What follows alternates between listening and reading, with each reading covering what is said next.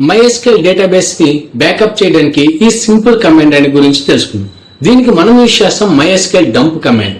Command ఏ విధంగా ఉంటుందంటే MySQL dump -u user name root and -p and database name > and file name .sql. అంటే ఈ database లో ఉన్న డేటా అంతా .sql ఫైల్ లోకి మనం డంప్ అనేది చేస్తున్నాం. ఇక్కడ -u యూజర్ రూట్ అనేది MySQL లో రూట్ యూజర్ గా మనం వర్క్ చేస్తున్నాం.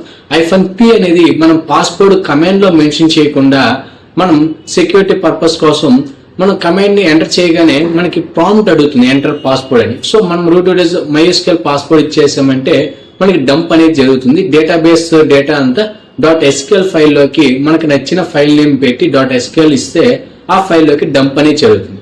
సపోజ్ నాకు ఏదైనా డేటాబేస్ క్రాష్ అయితే నేను ఆ .sql ఫైల్ ని నేను MySQL DB లోకి న్యూ DB క్రియేట్ చేసి నేను రీస్టోర్ చేయగలను. దానికి మనం యూజ్ చేస్తాం MySQL restore command. Next video తెలుసుకుందాం MySQL రీస్టోర్ కమాండ్ గురించి. If you love this video, please like, share and subscribe to my channel. Thank you guys.